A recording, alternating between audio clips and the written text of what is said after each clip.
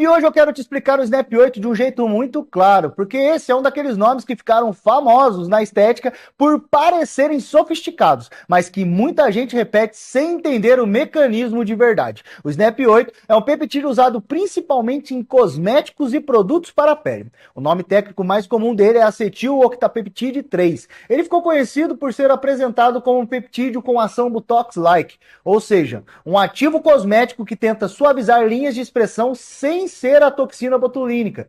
Ele é descrito na literatura cosmética como peptídeo da classe dos chamados neurotransmitter inhibitor peptides e costuma ser apresentado como uma versão alongada do arginine, ligada à ideia de modular o complexo SNER. Agora vamos traduzir isso para uma linguagem bem simples. Quando você sorri, franze a testa ou aperta os olhos, o músculo do rosto se contrai. Essas contrações acontecem porque existem comunicação entre nervo e músculo. Essa comunicação depende da liberação de substância chamada acetilcolina. Em termos simples, o nervo manda um sinal. A acetilcolina participa desta mensagem e o músculo entende que precisa contrair. O Snap 8 ganhou fama porque foi desenvolvido com a ideia de atrapalhar um pouco essa comunicação, de forma superficial e cosmética, para reduzir a intensidade de algumas contrações faciais e, com isso, suavizar linhas de expressão, principalmente as chamadas rugas dinâmicas, que aparecem mais com o movimento do rosto. A lógica descrita em revisões de materiais técnicos é que ele mimetiza uma parte do Snap 25 e tenta competir no complexo SNER, mecanismo envolvido na liberação de neurotransmissores. Então, pensa comigo, quando a musculatura do rosto se movimenta demais por muito tempo, as linhas de expressão ficam mais marcadas. O Snap 8 ficou conhecido como uma tentativa cosmética de reduzir um pouco essa força de movimento, para deixar a pele com aparência mais lisa em certas áreas, como ao redor dos olhos e na testa. É por isso que ele aparece tanto em sérums, creme anti-idade e fórmulas voltadas para rugas de expressão. Mas aqui entra a parte mais importante desta aula. O Snap 8 não é um Botox. E entender isso já te coloca muito à frente de muita gente no mercado. A toxina botulínica é uma intervenção muito forte, com um mecanismo próprio, efeito mais intenso e ação muito mais conhecida sobre contração muscular. O Snap 8, por outro lado, é um peptídeo cosmético de uso tópico, com proposta muito mais leve e superficial. A literatura de revisão é a comunicação da indústria, coloca o Snap 8 como uma alternativa cosmética não invasiva voltada à suavização de linhas de expressão, não como equivalente à toxina botulínica. Isso significa que ele não deve ser tratado como se fosse uma injeção em creme. Esse é exatamente o tipo de exagero que o marketing gosta de fazer. A frase vende bem, mas empobrece o entendimento. O correto é dizer que o Snap 8 é um peptídeo cosmético estudado para ajudar a suavizar rugas por modulação superficial de mecanismos ligados à contração dentro do contexto de formulações tópicas. Um outro ponto importante é a evidência. O Snap 8 aparece em revisões de peptídeos cosméticos e em literatura ligada à estética não invasiva, com menções à melhora da aparência de microrrelevos da pele em alguns contextos. Por outro lado, essas mesmas discussões precisam ser lidas com cautela, porque boa parte da narrativa vem da área cosmética e da indústria, e existe uma limitação clássica nesse tipo de peptídeo: a capacidade de penetrar a pele e chegar de forma efetiva ao local onde o mecanismo precisaria acontecer. Revisões recentes destacam justamente o que a permeabilidade cutânea é um dos grandes desafios dos peptídeos cosméticos.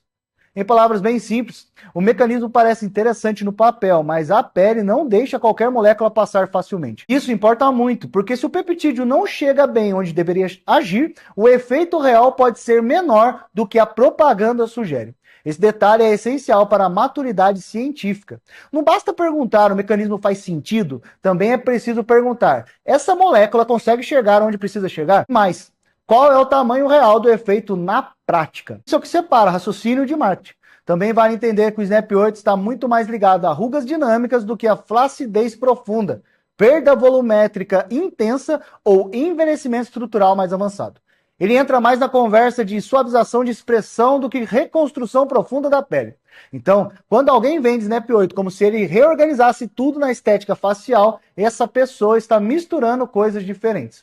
A pele envelhece por muitos motivos. Ela perde colágeno, sofre com inflamação, glicação, estresse oxidativo, dano solar, piora da matriz celular, redução da renovação e alteração de volume. O Snap 8, dentro dessa conversa, aparece em um ponto específico: a tentativa de modular marcas ligadas ao movimento facial. Ele não deve ser tratado como solução global do envelhecimento da pele. Isso não diminui o interesse da molécula, apenas coloca a molécula no lugar certo. E essa é uma das grandes metas dessa formação, ensinar você a colocar cada peptídeo no lugar fisiológico correto. No caso do SNAP 8, a leitura madura seria assim. Ele é um peptídeo cosmético interessante dentro da discussão sobre rugas dinâmicas e modulação superficial da contração facial, mas com efeito esperado mais discreto do que intervenções como toxina botulínica e com limitações importantes relacionadas à entrega cutânea e ao alcance real do mecanismo. Agora, pensa comigo. Por que esse peptídeo faz tanto sucesso? Porque ele junta 3 coisas que o mercado ama: pele, rejuvenescimento e promessa de efeito sem procedimento invasivo.